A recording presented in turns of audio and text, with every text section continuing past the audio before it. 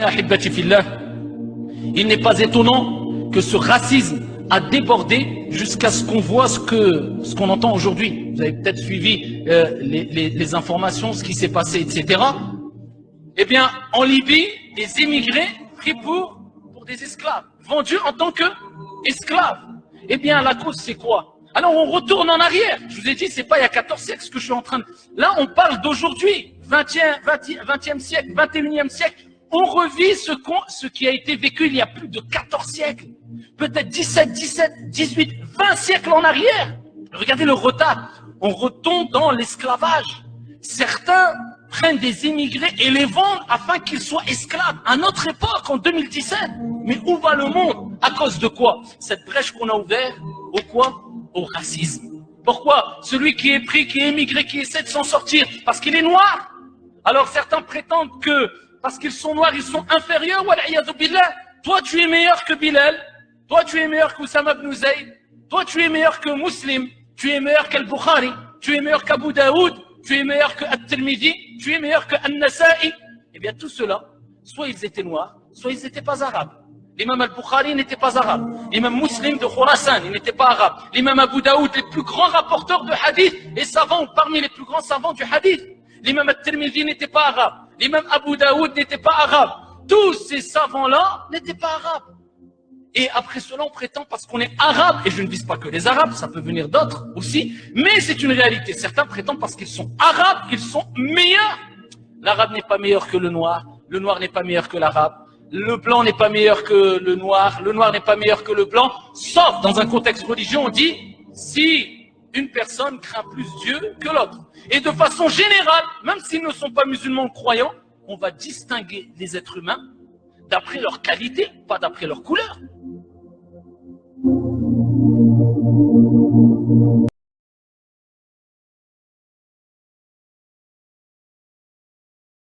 C'est un chauffeur de camion qui m'a ramassé sur la route. Parce que ce sont des gens qui achètent des noix de cajou pour aller vendre.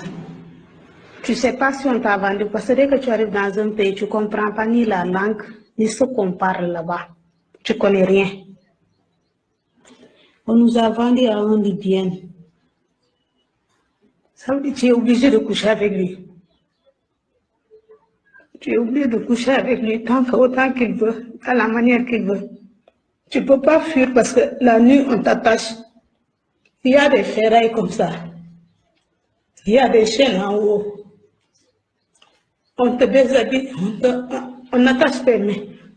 On te met à te taper tous les jours. Si tu désobéis à une seule chose, et tu tes amis devant toi, tu ne peux pas riposter, ni parler, ni de leur dire d'arrêter, ni de leur dire de ne pas faire ça, parce que tu n'oses même pas parler. Il a tué mes amis qu'on est venus ensemble sur la route.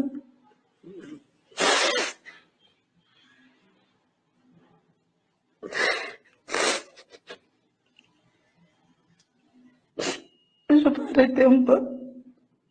Vous ne verrez jamais ce genre de documentaire passer sur une chaîne de télévision africaine pour la simple et bonne raison que nos médias africains n'ont rien à foutre de notre gueule. Ces gens-là préfèrent s'occuper de l'actualité de l'Europe, de l'Amérique. En gros, nos médias africains préfèrent s'orienter vers d'autres informations qui ne concernent pas l'Afrique parce qu'en gros, ils n'en ont rien à foutre de nous. Nous avons pour seule arme les réseaux sociaux. C'est pour ça que je vous demande de ne pas faire les sourds, ni les radins, ni les chiches. Partagez au maximum, faites le maximum de bruit afin que ce genre de vidéos puisse atteindre le haut sommet des plus grandes institutions de ce monde, afin que le noir soit respecté, afin que ce genre d'injustice ne puisse plus se répéter à l'avenir.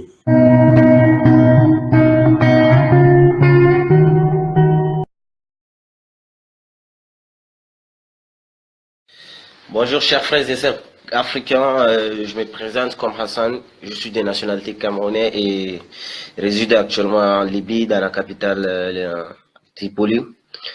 Alors depuis ces 2 jours, je vois des publications, des mots très touchants à travers le net, sur Facebook également, je vois les gens qui parlent de l'esclavage en Libye,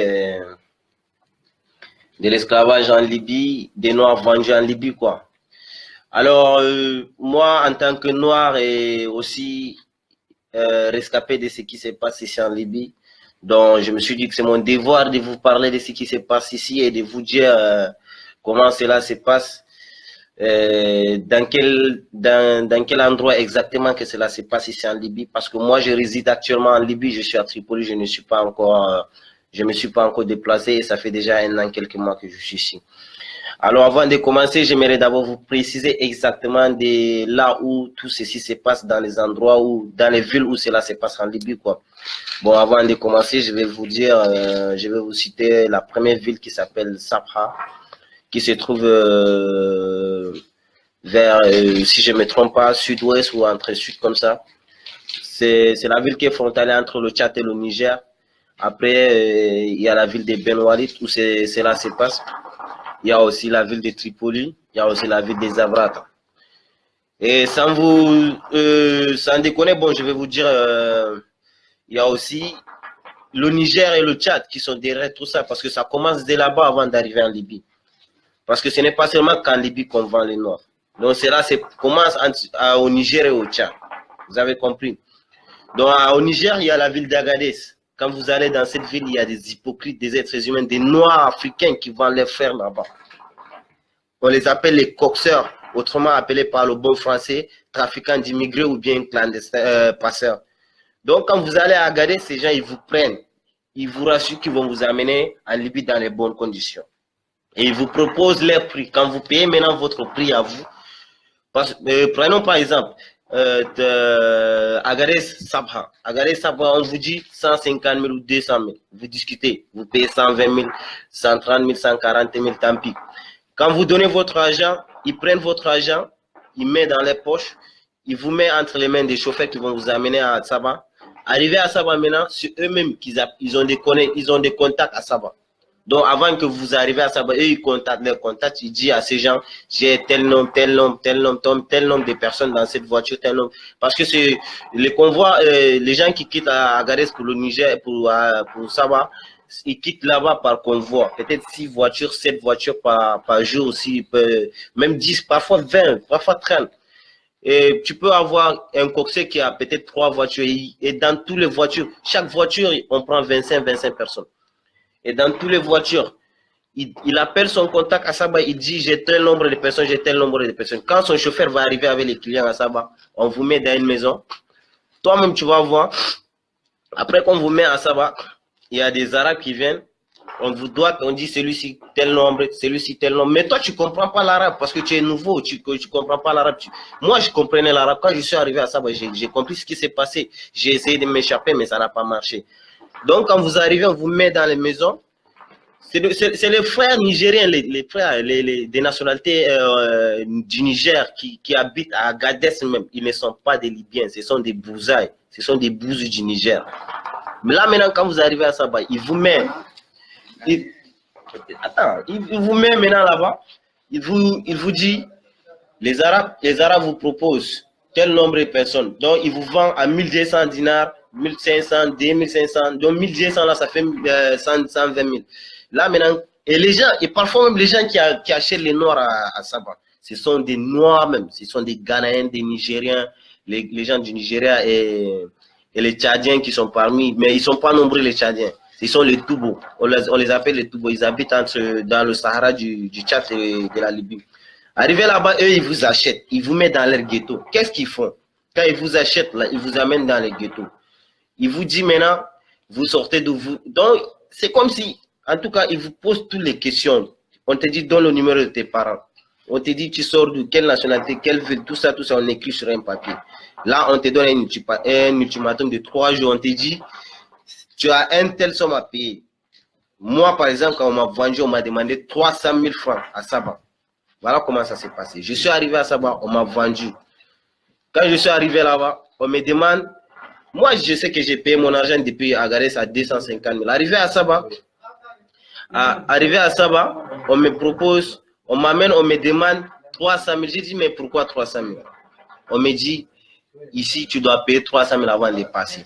Et tu payes 300 000, 200 000 pour l'Italie. J'ai dit, mais moi, j'ai payé depuis Sabha, depuis Agadez. Il dit, quoi, ils s'en foutent. Ça ne les regarde pas. Les gars sont armés, complètement armés. Là, maintenant, on a écrit mon nom, tout ça. On m'a donné 3 jours. Si l'argent ne sort pas, je vais... D'ailleurs, quand je suis arrivé là-bas, j'ai vu les gens. On nous a mis dans un petit chambre, on était à 125. J'ai vu 2 Gambiens et un Sénégalais. Et un Ivoirien. Donc les 2 Gambiens parmi eux, tous ils étaient venus ensemble, mais ils ont fait 6 mois là-bas sans manger, sans dormir. Tous les jours on les fouettait. Même le jour que je suis arrivé, on les a fouettés devant moi, avant que mon tour même arrive. Donc on les a fouettés, tellement fouettés que les gars étaient fatigués, ils ne mangeaient pas. Un Gambien parmi les 2 là et un Ivoirien sont morts. Donc les 2 là, ils sont morts le même jour que je suis arrivé. Il restait maintenant les 2, parce que moi je vous parle des francophones, quoi. Même les Gambiens ne sont pas francophones, mais ils étaient ensemble avec les francophones. Moi j'étais du côté des francophones là-bas. Et là où on m'a amené, c'était dans le ghetto de Rabiou, à Taradona, à Saba. Là maintenant, on vous dit 3 jours, quand mon 3 jours est arrivé, mon argent n'est pas arrivé, j'ai appelé ma famille, ça ne passe pas. Parce que moi, quand je voyais, avant de vous fouetter, on vous met d'abord sur une chaise, on vous donne le téléphone, on met le crédit, on dit appelle ta maman. Dès que tu commences à appeler ta maman, on commence à te fouetter. Sors l'argent, sors l'argent. Chaque jour, on fouette les gens là-bas. 24 sur 24, le matin, 40 coups, à 12h, 40 coups, à 18h, 40 coups. Là, vous pouvez dormir tranquillement. Et parfois, à partir de 22h aussi, on vous fouette. Donc, il faut absolument que l'argent soit avant qu'on nous laisse. Vous n'avez rien fait. Nous, on n'a rien fait. On a payé notre argent depuis Agadez. C'est les chauffeurs du Niger qui nous ont vendus à Saba. Ouais, c'est les passeurs d'Agadez. Je connais leur nom. Il y a l'autre qu'on appelle Cholé. Je connais sa maison à Agadez. Le jour, moi avant, le jour que je vais rentrer en Afrique noire, je vais passer au Niger. Je vais aller dénoncer chez monsieur, même s'il me voit sur le net aujourd'hui. S'il veut, il reste où il est. Wallah, je connais sa maison. Moi, je vais le dénoncer à la police. Il y a Ali de Kano. Il habite au Nigeria à Kano. Lui, il a vendu, devant moi, il a vendu 3 pick-up, 3 pick-up. Imaginez, 32 personnes fois 3, ça donne combien? C'est seulement le jour que moi, je suis arrivé. Il a vendu plus de 100 personnes devant moi comme ça. C'est de l'argent, mais c'est nos frères qui nous vendent. C'est nos frères qui nous vendent entre les mains des Libyens. Là, maintenant, on a fait 3 mois là. Moi, j'ai fait 1 mois là-bas, chaque jour des coups de fouet. Par hasard, par la grâce de Dieu, moi, j'ai eu un grand frère ici qui m'a aidé. Et ce grand frère, parce que quand on te demande ton argent, dès que tu dis que ton argent est déjà là, même si tu paies ton argent en cash, on ne veut pas te libérer. On peut te vendre dans un autre ghetto encore. On te demande même plus. Je vous jure, un frère guinéen, il est de nationalité de la Guinée-Conakry. Je suis arrivé ensemble avec lui à Saba. Je vous rappelle, j'ai fait 1 mois ici en Libye, 1 an, quelques mois ici. Jusqu'à maintenant, il est calé là-bas. Tout ça pourquoi il a payé son premier argent entre les mains. Ils ont mangé, ils l'ont vendu ailleurs. Ailleurs encore, il a payé 300 000, on le vendait encore ailleurs. Maintenant, il est calé là-bas. Sa mère même est complètement malade, il n'a pas d'argent. Chaque jour, il me contacte ici. Moi, je n'ai pas de solution pour lui. Bon, ce qui se passe à Sabala maintenant, quand moi, mon frère, comment il a fait pour me libérer?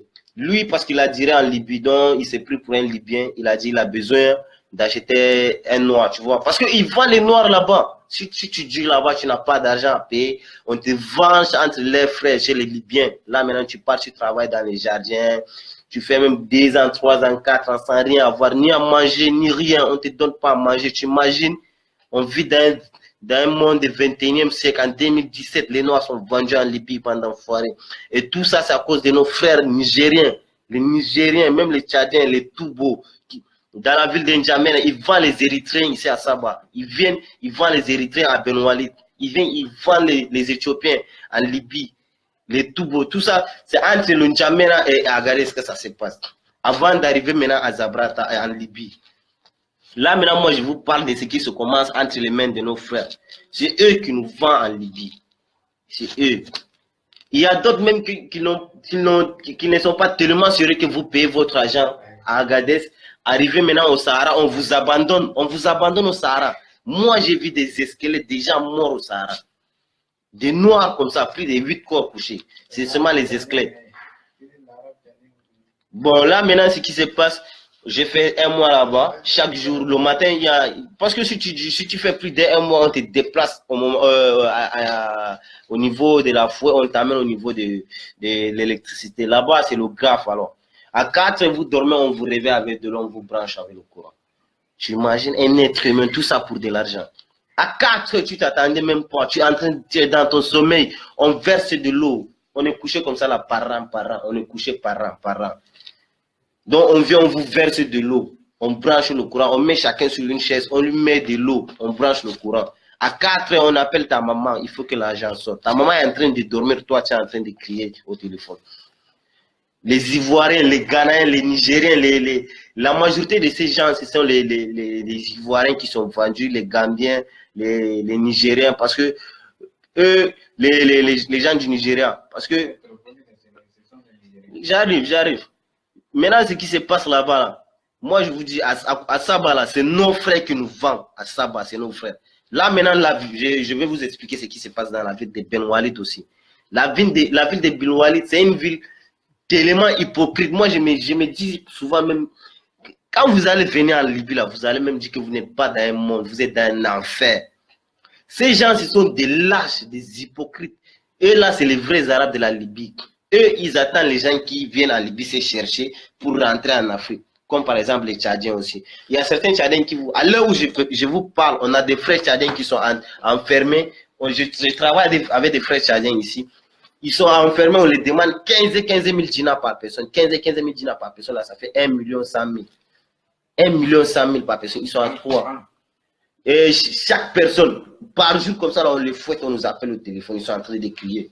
Ce sont les gens qui sont venus se chercher ici. Maintenant, quand vous arrivez, vous cherchez ici à Tripoli, avant de rentrer, vous prenez la voiture pour rentrer. C'est la police qui est gouvernée par, qui est gouvernée par le gouvernement de la Libye, qui contrôle les routières, les routes, tout ça là. C'est eux qui vous arrêtent pour vous demander des rançons. Oh Dieu, vraiment, c'est de la merde, la Libye. Vous imaginez à tel point, dans un monde du 21e siècle, on vit au 21e siècle. En 2017, nous, on est en Libye. En Libye, tu ne peux pas marcher. Un noir ne peut pas marcher. Un noir ne peut pas faire sa gueule. Nous, ici en Libye, on ne peut rien faire. Je vois Alpha Blondy a fait sa vidéo, il dit, nous les noirs en Libye, on peut acheter les armes. Tu vas trouver l'arme où? Bien sûr, il y a certains Tchadiens qui ont les armes. Oui. Nous-mêmes, on a les armes ici à la maison, mais tu ne peux pas sortir avec. Tu peux acheter les pistolets, mais Kalachnikov, tout ça, là, tu ne peux pas avoir. Parce que si tu achètes Kalachnikov, un jour, ça risque de t'afficher. Et si on t'arrête, tu es un homme mort. Même quand tu ne fais rien, si on t'arrête, tu es un homme mort. Combien de fois qu'on t'arrête avec un homme? Ils vont dire que tu vas tuer leurs frères. Merci pour l'idée, Alpha Blondy, mais là, on ne peut rien faire avec ça. Ça ne peut pas marcher. Bon, là, maintenant, à Ben Walid, il y a certains Tchadiens qui viennent se chercher ici. Quand ils trouvent un peu les moyens pour aller aider leur famille au Tchad, ils prennent la route pour rentrer. Ils prennent les voitures ici à Tripoli.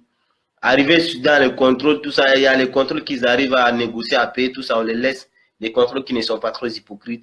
Et il y a des contrôles aussi qui, quand ils arrivent là-bas, on les prend, on les met seulement dans les cellules.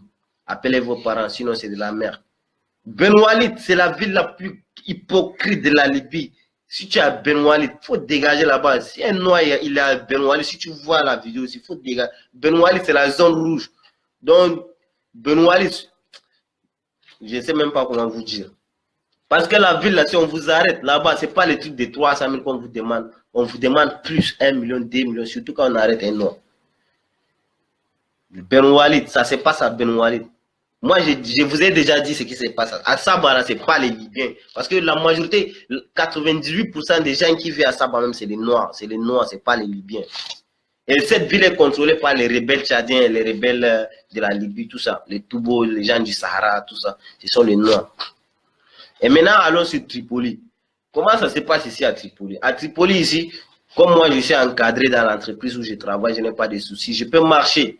Je peux marcher, mais je ne peux pas aller loin des... On peut dire, je ne peux pas aller peut-être... Là, à 4 km, je pars à Médina, plus de 10 km. Je ne peux pas aller plus de 20 km, 25 km, aller dire que je peux aller me balader. Je ne peux pas aller marcher avec des Libyens. Je ne peux pas aller dans le jardin public avec des Libyens. Pourquoi? Parce que si j'arrive là-bas, on va m'arrêter pour me demander des rançons. Ça, c'est le travail des gens de Tripoli. Eux, c'est des lâches. Eux, maintenant, ils datent. Même souvent, quand vous prenez le taxi pour aller quelque part, on vous stoppe. On vous demande où sont les cartes. Les policiers libyens, ils vous demandent les cartes, tout ça. Si tu n'as pas, on te met en cellule. On te demande des rançons. 1 million, 2 millions. Si tu n'as pas, tu ne sors pas. Si tu fais 1 mois, 3 mois, 4 là-bas, on te vend chez les frères. On te vend à combien? On te vend peut-être à 400 dinars, 700 dinars, 800 dinars, 1000 dinars. Il faut aller mourir là-bas. Eux, ils s'en foutent. Ils ont eu leur cigarette. Et ce qui se passe encore à Tripoli, il y a les Noirs qui payent les connexions pour aller en Italie. Il y a des malades en Libye. J'ai dit les Noirs là, vous-même là. Vous pensez que vos races là, ça n'a pas de valeur. Vos peaux là, ça n'a pas de valeur. Les coxeurs ivoiriens, les coxeurs nigériens, les coxeurs guinéens qui travaillent ici à Tripoli. Ils sont là, ils vous font signe. Mon frère, moi je vais te faire partir en Italie. Tu viens, tu payes ton argent. Tu payes 2500 dinars, 250. Il prend, il met dans sa poche, il te vend chez un arabe. C'est sérieux ça? Vous trouvez ça normal? Et parfois, il vous dit tout ça, non, tranquille, tout ça, tu payes ton argent, il t'envoie, il vous envoie, il y a des fois qu'ils vous envoient. Mais quand ils vous envoient, ils appellent, ils sont en contact avec la marine libyenne. Quand ils vous envoient, ils appellent la marine libyenne, ils disent, on vient d'envoyer un convoi, il faut aller attraper ça. C'est votre poisson là-bas. Pour que l'autre convoi parte. Maintenant, quand la marine libyenne part arrêter le convoi, les 100 personnes, les 120 personnes qu'ils ont arrêtées là, c'est pour les mettre en cellule. Quand on les met en cellule, maintenant, on les demande le rançon. On demande de l'argent. C'est pas que eux, ils s'en foutent de toi. Ils te demandent seulement l'argent, 1 million, 2 millions, 3. Si tu n'as pas là, tu es foutu. Ils te vendent seulement chez leurs frères. Pareil, Zabrata, pareil. Zabrata, toujours, c'est les non-coxers qui nous vendent là-bas, les coxers ivoiriens là. C'est les plus malhonnêtes de la planète. C'est les plus malhonnêtes. Il y a un coxeur guinéen ici, il a pris l'argent d'un petit ivoirien, il l'a vendu. Jusqu'à maintenant, moi, je suis venu avec le petit là, je n'ai pas son niveau. Je ne sais pas où il est, le petit là. Alors que le coxeur, il a pris son argent 300 000 pour l'envoyer en Italie. Le petit n'est pas arrivé en Italie, il n'est pas parti. Quand il m'avait appelé ici une fois, il était en train de pleurer. Il m'a dit, ah ça, on m'a arrêté, je suis quelque part, on m'a arrêté, on m'a vendu, pardon, fais quelque chose. On est en train de lui fouetter. Il m'a envoyé le numéro de sa mère, que moi, j'appelle sa mère. J'ai appelé sa mère en Côte d'Ivoire, sa mère a envoyé 1 million, on l'a encore vendu ailleurs. Le petit, maintenant, sa mère me demande, moi, je ne sais pas quoi faire. Je ne sais pas quoi faire. Le petit, il a disparu complètement. Son père a vendu un terrain en Côte d'Ivoire pour l'aider. On l'a vendu ailleurs. On a pris les 1 million, on a mis dans la poche pour lui vendre ailleurs. À Zabrata, c'est pareil, les coxeurs, même les Libyens, ils vous envoient maintenant. Il y a des fois qu'on vous envoie en Italie. Dès qu'on vous envoie, la marine libyenne vous pêche en Italie là. Vous pêche dans la Méditerranée là. C'est eux maintenant qui vous mettent en celui pour vous demander de l'argent. S'il n'y a pas de l'argent, tu es foutu.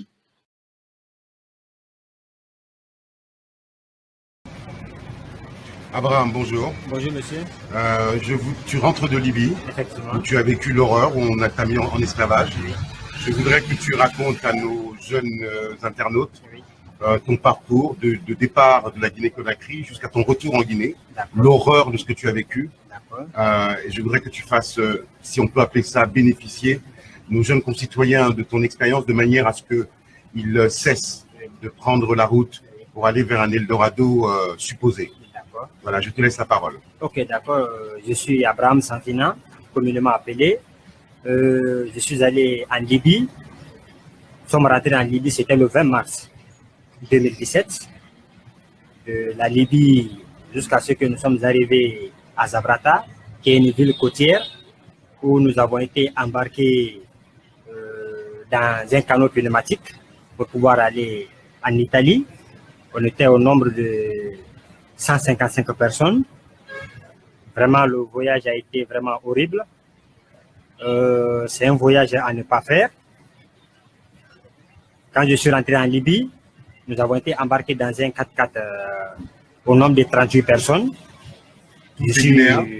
Non, de différentes nationalités, des subsahariens, il faut le dire. Donc, de là, nous sommes allés à Zabrata et nous avons été embarqués dans un camion pneumatique au petit matin du 6 mai 2017.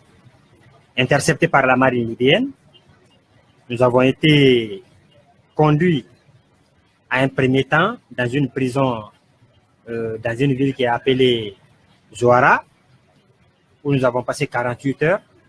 Et après, ils nous ont envoyés dans une autre ville où il y a une prison, je peux même dire un camp de concentration, qui est appelé Garian, une ville située à 80 km de la Tripoli, la capitale. C'est très important que tu parles de concentration. Effectivement, de concentration, parce que ça nous ramène à la Deuxième Guerre mondiale, ça nous ramène à la traite subsaharienne, oui, transsaharienne. Oui. Tout ça évoque des choses horribles pour l'humanité. Effectivement, il est bon même de souligner que quand un Arabe tue un subsaharien en Libye, c'est un non-événement, il faut le dire. C'est devenu banal. C'est devenu banal. Pour eux, ce sont juste des nègres. Effectivement, ça ne veut rien dire. Donc, arrivé dans cette prison, j'ai remarqué qu'il y avait plus de 5000 subsahariens qui étaient emprisonnés là. D'autres, ils avaient fait 11 mois de prison, 8 mois de prison, 6 mois de prison. Quand tu n'as pas vraiment la chance que quelqu'un est chez toi pour pouvoir payer une rançon pour obtenir ta libération, tu vas rester là vraiment jusqu'à ce que perdre ta vie. Donc, tu es en train de me dire que l'Union européenne a confié le destin de milliers de migrants à des tribus, à des djihadistes qui posent des bombes chez eux et qui vous rançonnent, qui appellent vos familles pour que vous payiez une rançon, c'est ça? Au fait, bon, que ce soit, je ne sais pas si c'est l'Union européenne ou c'est l'Union africaine, je ne sais pas où situer la responsabilité. En tout cas, là où moi je peux situer la responsabilité, je peux tout simplement dire que les Libyens ne sont pas des humains. Parce que je ne cesse de le dire, quand on est en Libye, on ne se pose pas de la question sur la foi des Libyens. Tu te demandes, est-ce qu'ils sont humains? C'est la question que les subsahariens se posent en Libye. Que tu aies la chance d'aller en Italie et que tu aies la chance ou que que les choses tournent au vinaigre, que tu te retournes chez toi, la question que tu te poses, tous ceux qui ont eu à les cohabiter, tu te demandes est-ce qu'ils sont humains. Mais il y a quelque chose aussi qui est bon à souligner ici. Quand je me suis retourné en Algérie, j'ai compris tout de suite qu'ils ont les mêmes comportements. Ils ont les mêmes comportements. Donc tu veux dire que c'est un comportement généralisé des pays maghrébins. C'est un comportement généralisé des pays maghrébins. D'autres peuvent témoigner tout ce que je suis en train de dire ici, de ceux qui sont au Maroc, que ce soit au Niger, que ce soit en Mauritanie, que ce soit en Libye, que ce soit en Algérie. Elle est généralisée, je vous assure. Il y a des comportements qui se passent là qui sont vraiment inhumains. Je suis resté en prison. Je me permets de t'interrompre 2 minutes. Pour les gens de culture, ceux qui savent l'histoire, on sait que la traite négrière a commencé par ce qu'on a appelé la traite transsaharienne. Donc, est-ce qu'on est dans le même cas de figure aujourd'hui?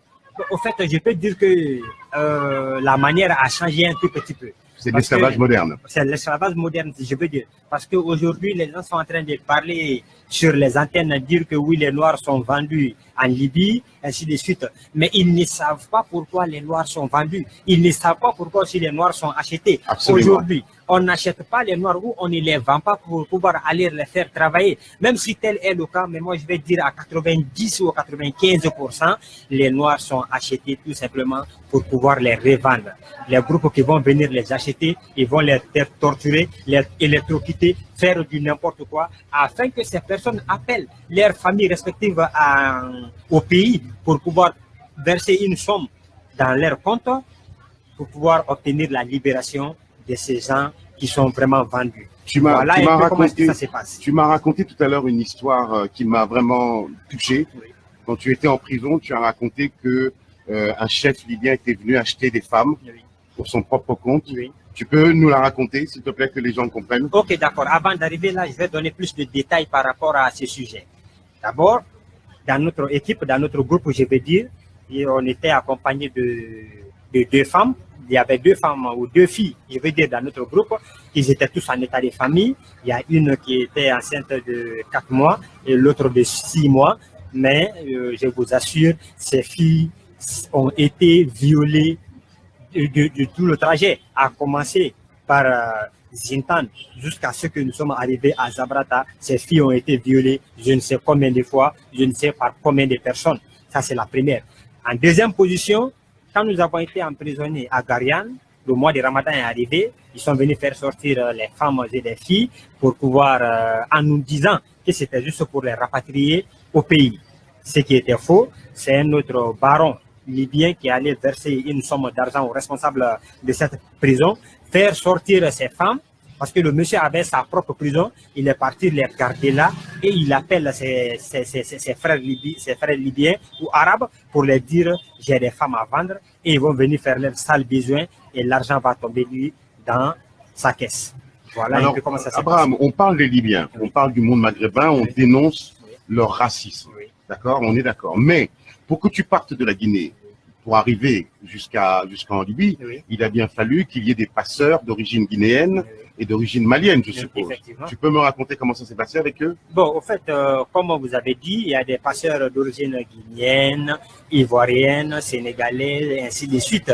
Il y a des passeurs partout, qui sont même pas des passeurs, qui sont des intermédiaires entre les subsahariens et les Arabes. Donc tu es en train de nous dire qu'il y a des frères à nous Oui, qui savent où vous allez, l'enfer qui va être le vôtre, et qui se permettent quand même de vous livrer. effectivement, c'est ça. C'est ça, il faut le dire. Même bon nombre ne sont même pas sur le terrain, mais quand même, ils ont des correspondants un peu partout dans ces pays maghrébins. Donc, on les appelle communément des coxers. Ces coxers, Des coxers, effectivement, qui sont des intermédiaires entre des subsahariens et des Arabes. Effectivement, tu verses... Tu es parti de quelle ville, si je peux me permettre de te poser la question? Ok, d'accord. De Conakry, je suis allé à Bamako. Oui. De Bamako, je suis allé à Gao. De Gao, je me suis embarqué pour aller en Algérie, dans une première ville qui est appelée Borj. Oui. De Borj, je suis allé jusqu'à aussi la dernière ville de l'Algérie, entre l'Algérie et la Libye, qui est appelée Deb. Donc, c'est de là que je suis rentré en Libye. Donc, tu as fait un véritable périple. Effectivement. Et tu es en train de nous dire que de tout ton périple dans les pays du Maghreb, tu as vécu ce qu'on appelle communément le racisme. Ce qui est étonnant, c'est que ces gens-là se plaignent en Europe lorsqu'ils sont victimes de racisme, mais ils pratiquent exactement la même chose quand ils sont chez eux. Je peux dire plus pur. Je vous raconte une autre histoire aussi. Quand je suis arrivé en Algérie, j'ai remarqué quoi? Quand un noir est dans un bus, vous savez que les fauteuils et les sièges sont deux dans les bus. Oui. Quand un noir occupe une place dans un bus, aucun arabe ne va accepter de s'asseoir à côté. Ça s'appelle l'apartheid. Ça, c'est la première des choses. La deuxième, c'est quoi? Quand ce noir-là descend du bus, aucun autre arabe ne va accepter d'occuper cette place. Si un arabe occupe cette place, il faut te dire que l'arabe là ne savait pas que c'est un noir qui était là. Mon Dieu, quelle horreur. Je vous assure, je suis un musulman. Ma foi n'est pas flexible, mais je vous assure, quand un noir rencontre un arabe, il le salue, que ce soit en Libye, que ce soit en Algérie, tu dis salam alaikum. Il y a une manière de répondre à un noir et une manière de répondre aux autres. Oui, effectivement. C'est là que j'ai compris tout de suite qu'ils sont les mêmes.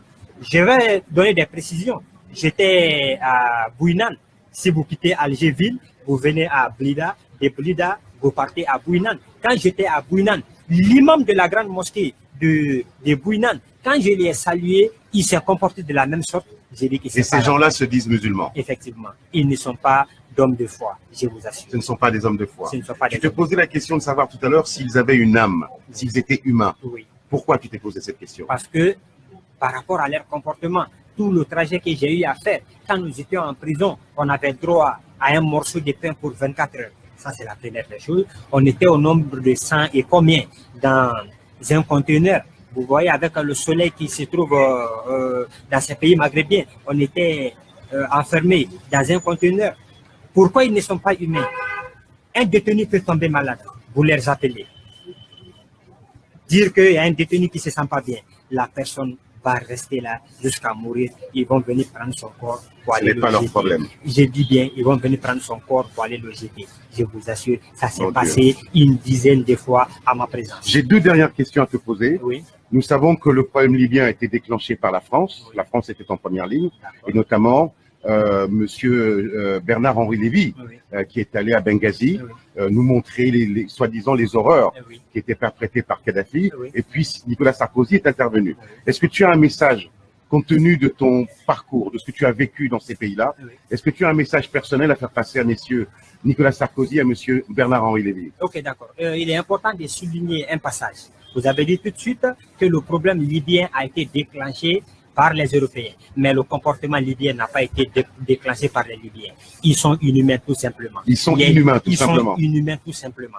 Le problème n'a pas été déclenché. Leur comportement n'a pas été engendré, s'il le faut dire, par les Européens. Par les Européens. Par les Européens. C'est pourquoi quand les gens accusent les Européens, ça c'est tout autre chose. Mais leur comportement d'abord, le respect de l'être humain, la foi même doit te permettre de dire que vraiment je ne dois pas faire telle chose. Je dois me comporter comme ça. Leur foi n'a pas été. Donc tu es en train de me dire que tu fais le distinguo entre ce que l'on pourrait reprocher à la politique migratoire européenne et l'attitude, le comportement du peuple libyen, voire du peuple maghrébin en général. Donc, aujourd'hui, l'appel que moi j'ai à lancer, je suis en train de parler, je ne parle pas en tant que Guinéen, parce que quand je suis sorti de la prison, avant de sortir, j'ai donné ma parole aux frères africains qui étaient là, parce que dans la cellule, il y avait des Gambiens, il y avait des Sénégalais, et ainsi de suite. Je les ai promis, dès ma sortie de la prison, je vais attirer l'attention des autorités sur votre situation ici à Gariane. Donc, quand je suis sorti, j'ai eu à intervenir dans Jeune Afrique, j'ai eu à intervenir à la radio Espace FM, que ce soit Actu Conakry, que ce soit des ONG, Renade et autres. Donc, j'ai attiré leur attention par rapport à ce qui se passe, ce qui s'est passé. Pour toi, c'était un devoir. C'était un devoir. C'était un devoir en tant qu'Africain. Aujourd'hui, je lance un appel à la communauté internationale, plus précisément à l'Union africaine, de faire quelque chose pour pouvoir libérer nos frères qui sont détenus dans des conditions insoutenables, inhumaines en Libye. Faites quelque chose, sinon beaucoup de familles vont être endeuillées. Beaucoup sont déjà même endeuillés pour ne pas que le plus pur encore va se passer, parce que les Libyens ne sont pas des humains.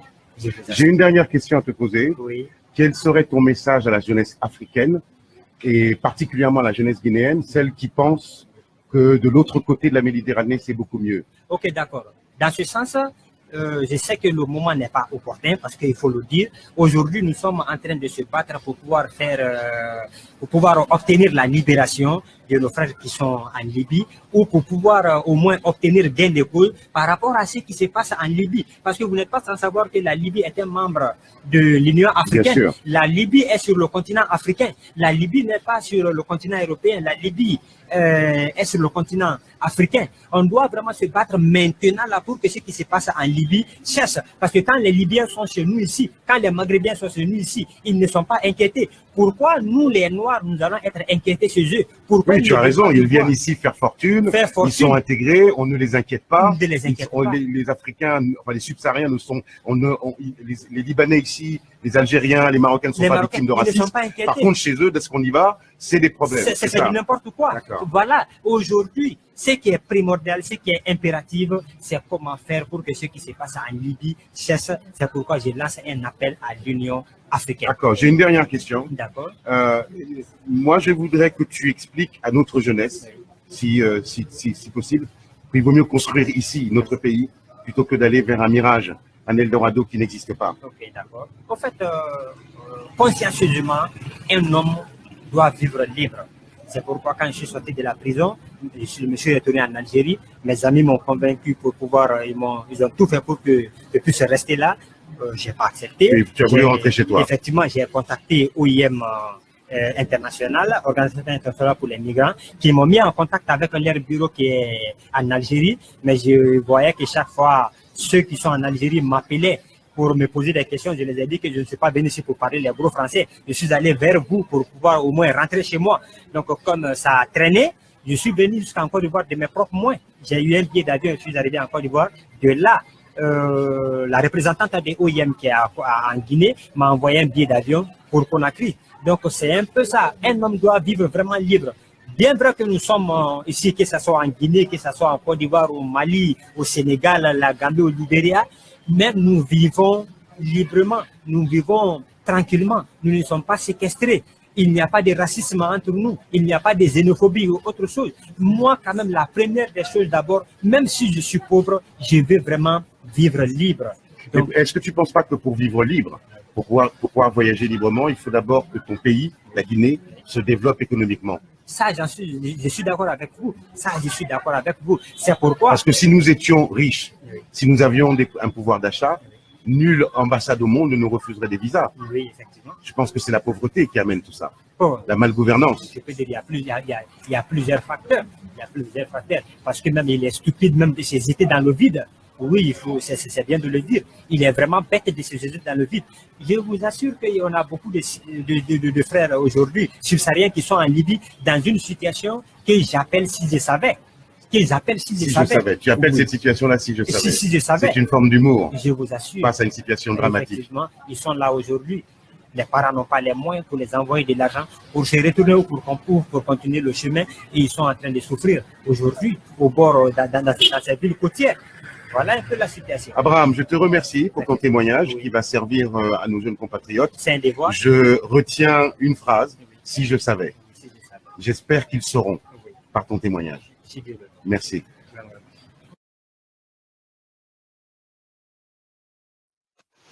Bonsoir mes frères et sœurs. Honnêtement et sincèrement, devant Dieu et devant les hommes, cette affaire d'esclavagisme, beaucoup ignorent ce qui se passe en Libye.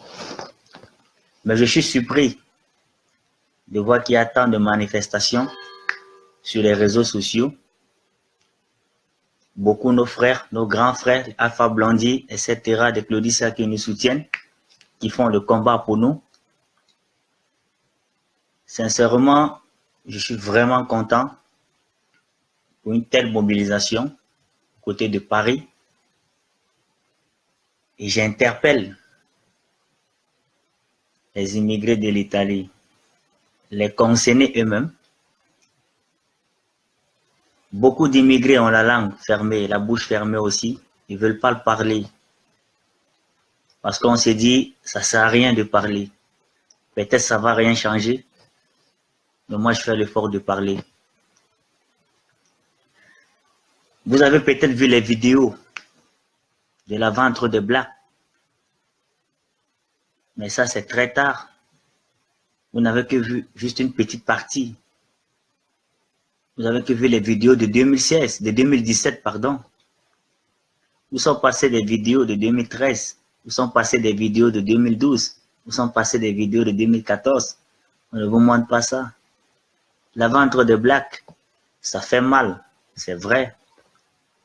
Mais croyez-moi, il y a pire que ça. Si je dis qu'il y a pire que ça, c'est parce que moi qui vous parle, j'ai été vendu et je sais ce que c'est que la Libye parce que je sors de la Libye. J'ai fait beaucoup de temps en Libye et je le maîtrise dans ma main. Si nous les Africains, nous restons tranquilles, c'est parce qu'on ne veut pas créer une division entre nous les Africains. Parce que si je commence à parler, ça va créer une division entre nous les Africains. Alors moi, en tant qu'Africain, mon souhait c'est de se unir avec les autres. Mais il y a certains pays en Afrique qui se sont mal comportés vis-à-vis de d'autres Africains. Un seul pays. Beaucoup d'immigrés connaissent de quelle nationalité il s'agit. Quand je dis un seul pays. Le Libyen a fait ça, le Libyen avait ça. Je suis d'accord avec vous. Mais, il y a un point que vous avez oublié. Il y a un point très très fatal que vous avez oublié. Lorsque nous revenons en arrière, au temps colonial, on avait l'impression de dire que c'est nos chefs de village qui vendaient des Africains, qui livraient nos frères africains par les Occidentaux, parce qu'ils étaient corrompus. C'est la même chose qui arrive actuellement. Nos frères du pays, que je n'ai pas encore cité le nom, ont été corrompus. Mais moi, je les pardonne parce que ce n'était pas de leur faute. J'ai suivi beaucoup de vidéos d'autres qui accusent des Maliens et les Guinéens. Je suis d'accord. Je suis bien d'accord. Mais ce n'est pas de leur faute. Lorsque vous avez une pression sur la tête, vous êtes obligé de fouetter vos frères noirs. Les Nigériens, la torture que les Nigériens ont appliquée aux Blacks en Libye dans des prisons. Wallahi Talab Arazin. Seul Dieu reconnaît cette torture-là. Mais moi, je les pardonne. Certains, les immigrés venant de la Libye portent encore ce chagrin. Mais je vous demande pardon, mes frères, de déposer ce fardeau. Si un Nigérien avait une pression dans la tête, lorsque vous travaillez avec des gens qui vous mettent des armes, vous êtes obligé de torturer vos frères parce que vous n'avez pas le choix. La Libye, ce n'est pas un pays facile. Il faut vivre la réalité.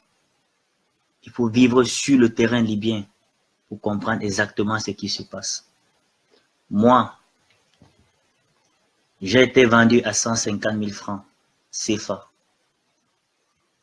dans la ville de Sabah, que beaucoup connaissent. J'ai travaillé pendant 6 mois dans le champ. Avec la grâce de Dieu, je me suis enfui. Mais je n'étais pas sauvé. Je me suis déchargé d'un fardeau pour embrasser un autre fardeau.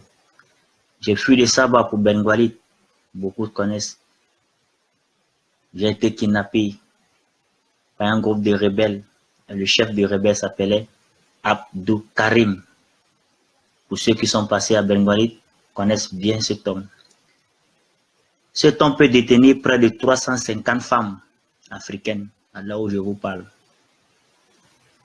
Les hommes, je ne peux pas compter. Des chicottes mentionnent très bien, des courants électriques sur votre corps. On était près de 1000 et quelques personnes. Je suis Abdou Karim. Par la grâce de Dieu, je me suis évadé seul. Ça, c'est en 2016. Pendant le carême 2016, je m'évadais seul. Comment je fais pour m'évader? Nous n'avons pas le droit à voir le dehors pour uriner.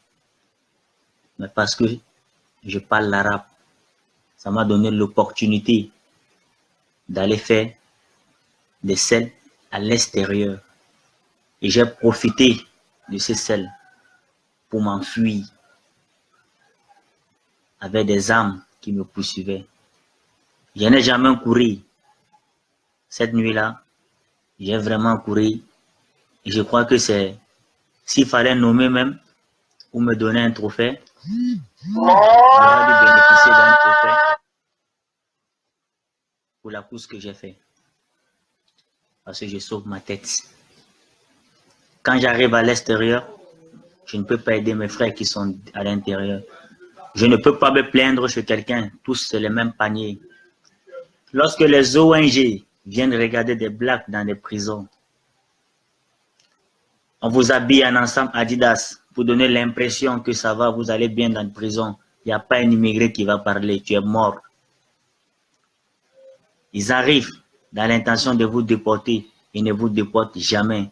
Il y a un business entre les organisations mondiales et la Libye. C'est un jeu trop facile.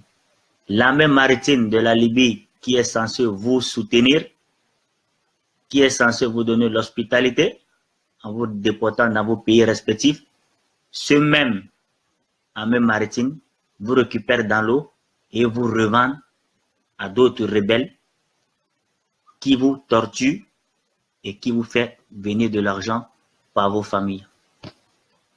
J'ai fait la prison en Libye 5 fois. Pourquoi?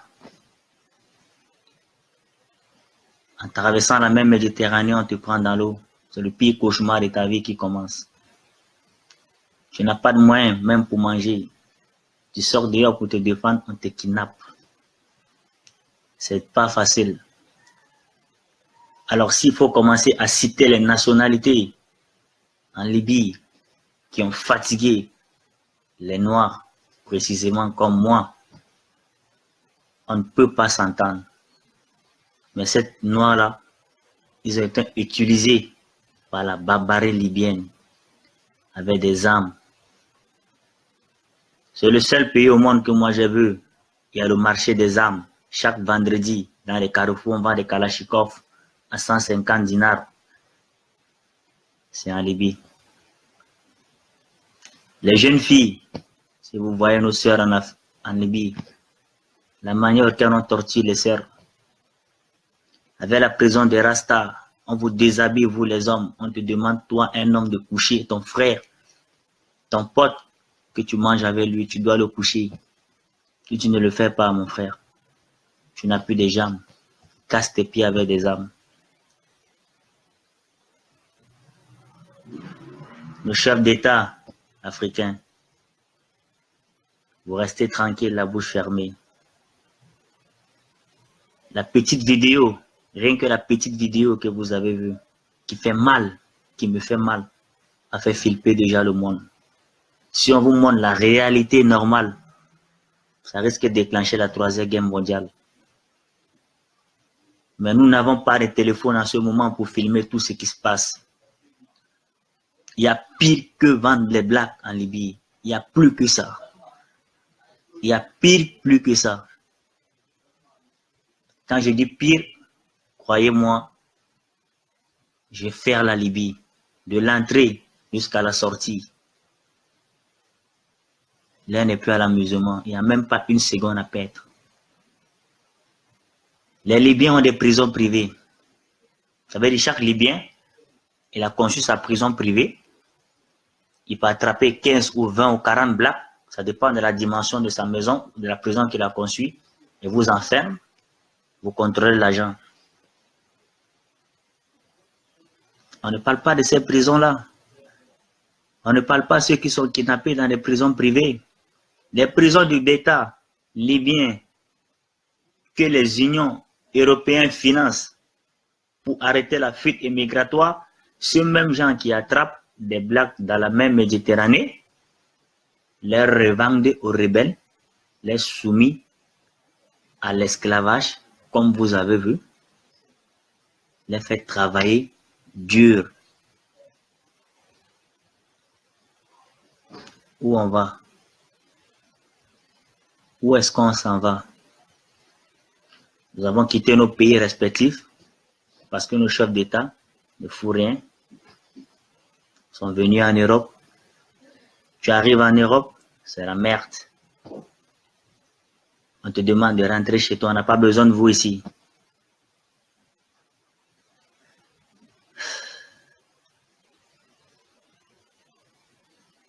Un jour, on aura notre revanche. Mais moi je dis, le jour où j'aurai l'occasion de rencontrer un Libyen, que ce soit en Italie, que ce soit dans n'importe quel pays, ce jour-là, lui ou moi, on va s'avancer dans un autre monde. Lui ou moi, on va s'avancer, quoi. Beaucoup des Africains sont morts. Quand les Africains meurent dans l'eau, quand les cadavres sortent au niveau de Zouara, où je vivais, dans la ville où j'étais, il n'y a personne qui filme ça. Je vais vous donner un exemple très simple. Lorsqu'on lance, il y a lancement peut-être 15 ou 20 convois dans la Méditerranée. Il y a peut-être 7 bateaux qui arrivent. Où sont passés le reste des bateaux? Tous sont noyés. Un Odia contient 120 immigrés à l'intérieur. Imaginez-vous si on a lancé 15 et que c'est 7 qui arrivent. On a 8 Zodiacs qui sont noyés dans l'eau. Quand vous faites 8 fois 120, vous voyez le nombre de personnes qui sont mortes. Vous savez comment ça se passe? Il n'y a pas un cimetière des blacks en Libye, on ne vous a jamais dit ça. Vous n'avez jamais posé la question de savoir où sont passés les cadavres des Africains qui sont restés dans la Méditerranée. Vous n'avez jamais compris le système. On récupère les blacks qui sont morts, ça fait tout un tas de cadavres. On va creuser un grand trou. On verse les cadavres à l'intérieur. On ne verse pas la terre, attention. On donne l'impression aux Africains qu'on les a enterrés, mais non, c'est pas fini ça. Le trafic des organes commence.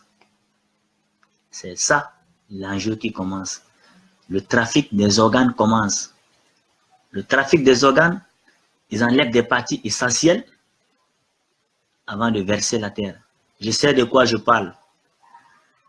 Je ne parle pas parce que je vais parler. Je parle de ce que j'ai vu, ce que j'ai assisté. J'ai fait beaucoup d'années en Libye. Je connais de quoi il s'agit. Le trafic des organes commence. Ils décapitent le corps des Africains pour prendre les organes qu'ils en ont besoin pour les vendre aux Occidentaux. Il y a des bateaux américains sur la mer. Il y a des bateaux français sur la mer. Soi-disant qu'ils viennent prendre du pétrole. C'est pas du pétrole, man. C'est du business. C'est pas de pétrole. Lorsque vous entendez, il y a 4 ou 25 convois qui a chavié dans la mer, où sont passés les corps? On parle pas de ça. Ça fait rire, mais ça fait vraiment pleurer, mon frère. On parle pas de ça. Il y a plein, des millions des Africains qui sont morts en Libye. Je peux même pas citer les noms. Certaines familles pensent que les enfants sont en Europe, mais c'est maïs, man. Tu peux pas parler parce que tu vas touffer la famille. Il y en a plein. Les mêmes Libyens qui vous kidnappent, qui vous vendent dans l'esclavage, quand vos frères meurent dans la Méditerranée, ils vous utilisent d'aller nettoyer les plages. Vous enlevez les corps dans la Méditerranée, vous les déposez, on vous renvoie dans vos prisons qu'ils ont conçues pour vous. Les corps les appartiennent. C'est fini, il n'y a plus de suite. Tu n'es pas en possession d'un téléphone, tu n'es pas en possession d'un réseau social pour annoncer au moins la famille de ces derniers. Il n'y a rien, tu ne peux rien faire. Je suis Camerounais. J'ai perdu beaucoup de mes amis. À l'heure où je vous parle, beaucoup sont en prison. Des prisons que même des chefs d'État africains ne peuvent jamais retrouver dans les sous-sols. Il faut quelqu'un qui maîtrise le terrain. Il faut quelqu'un qui connaît le terrain pour citer ces prisons-là. Alors, frères et sœurs, je suis vraiment, vraiment très content de la grande mobilisation africaine pour soutenir nos frères qui sont encore en Libye. Il y a tant longtemps, j'ai attendu ça. Mais je crois qu'il y a beaucoup à dire.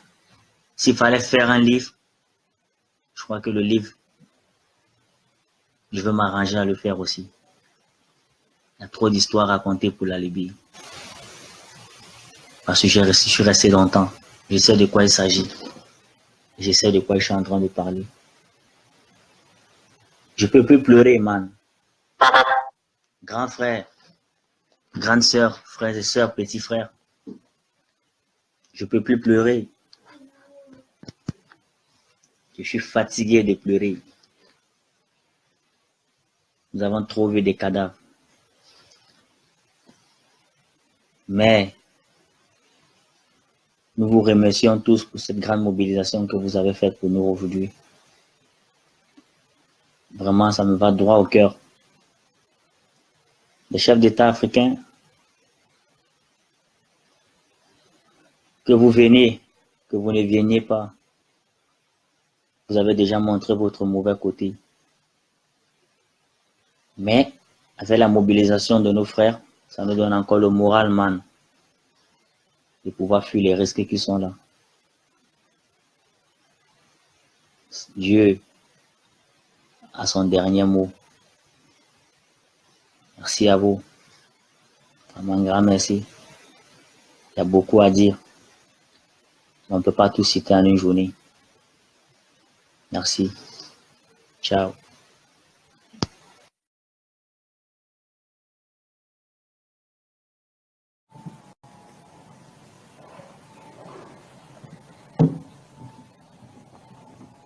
À Bouanbam, vos pleurs sont arrivés jusqu'à moi.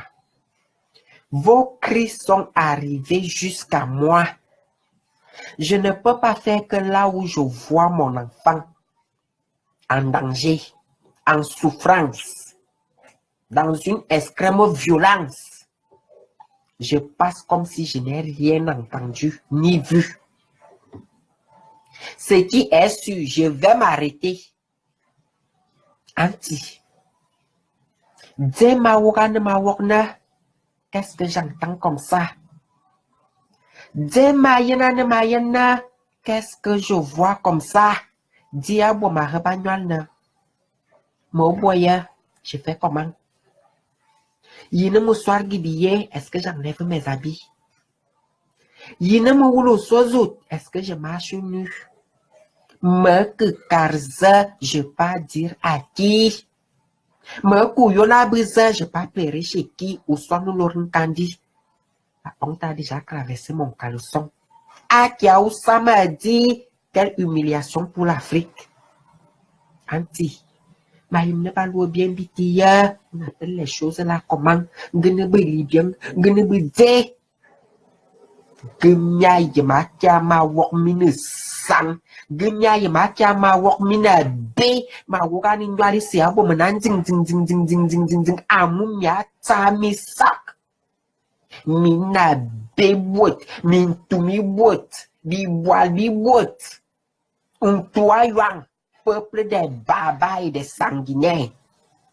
Le diable réside chez vous. La résidence du diable sur terre est en Libye. Mambi qui na kiam benam te frusum benam te mina kiam benam vivou. Il vous l'auront con. Vous traitez les noirs comme des animaux et pourtant vous êtes des bons animaux. Je me demande même comment vous avez fait pour vivre, pour être des humains. Vous n'êtes que des animaux. Vous devez vivre en brousse dans la forêt.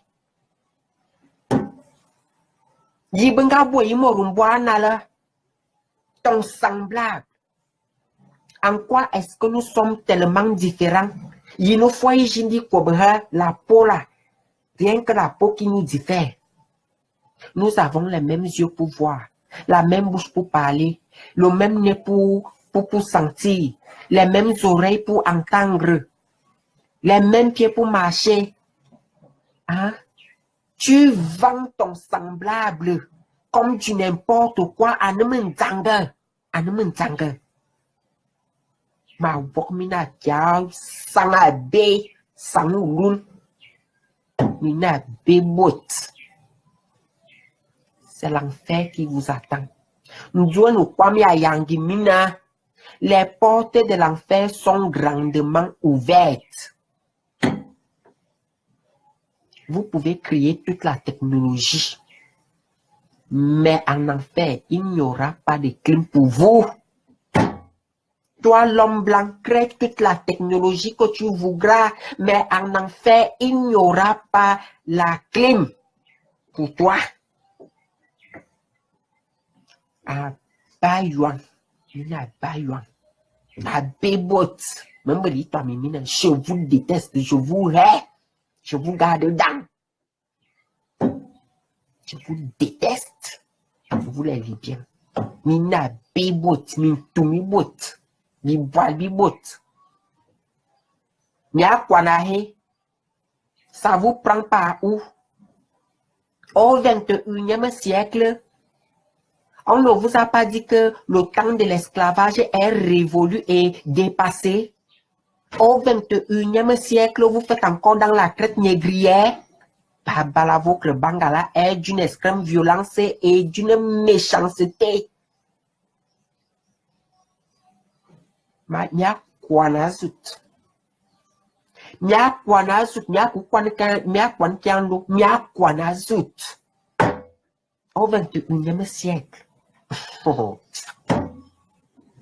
Et nos dirigeants africains sont là. Ils ne disent rien. Ils ne font rien. Comme des handicapés. Vous n'avez pas les yeux pour voir. Vous n'avez pas les oreilles pour entendre. Vous ne voyez pas. Continuez à lécher leur botte. Continuez à vivre sous leur botte. Continuez à être complice de la maltraitance de l'homme noir. Vous les Africains, les dirigeants africains. Continuez à... Votre silence revient à dire que vous êtes complice de cette maltraitance-là. De cette barbarie. Vous ne voyez pas? Hein? Damasrouna anti, Seigneur, qu'avons-nous fait de mal? Pourquoi la peau noire subit aussi de telles atrocités, de telles méchancetés? Tu as tout refusé à l'homme africain, tu as tout donné à l'homme blanc. Voilà même que tu as donné à cet homme blanc-là le pouvoir de venir nous piétiner, nous écraser, nous malmener, nous maltraiter. Hein? Pourquoi est-ce que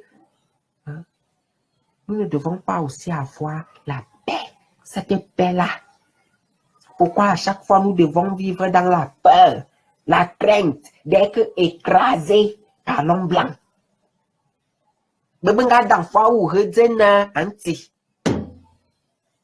Ils t'ont trop donné quoi? L'homme blanc t'a trop donné quoi? Pour tout lui donner. Hein? La pauvreté même déjà d'abord nous dépasse. Voilà, il y a encore cette histoire de la traite négrière. Biboya dit qu'on a besoin. Nous ne sommes pas tes enfants, Seigneur. Hein? Pourquoi la peau noire subit de telles atrocités? Et vous, les autres là, mine vous voir. Bon, mina mine, comme vous êtes là. Vous voyez comment nous sommes en train de déchirer nos cordes vocales pour vous, non? Est-ce que vous voyez? Le blanc dit que ne partez plus. Ne partez plus. Akiaba bomindili. Bakarna, tinyabake. Comme vous êtes dans ce qu'on appelle souvent que meyen meyabe. Bon mine biso. Partez. Nyana kiaba nyabi manwedil non. Nali nembang non. Ba partez. Ne partez plus, restez chez vous, cherchez la vie chez vous. Cherchez la vie chez vous. Ma mina kia sangabe. Vous les dites bien. Je parle de vous parce que c'est vous qui êtes au centre aujourd'hui. Je n'oublie pas le reste. Ma mina B. C'est à vous que je m'adresse aujourd'hui. Vous les dites bien. Anti. Si tu dors en Afrique, Seigneur, réveille-toi, réveille-toi et vois ce qui se passe. Regarde ce qui se passe. Parce que j'ai l'impression que tu dors en Afrique. Seigneur, réveille-toi en Afrique. Réveille les dirigeants africains.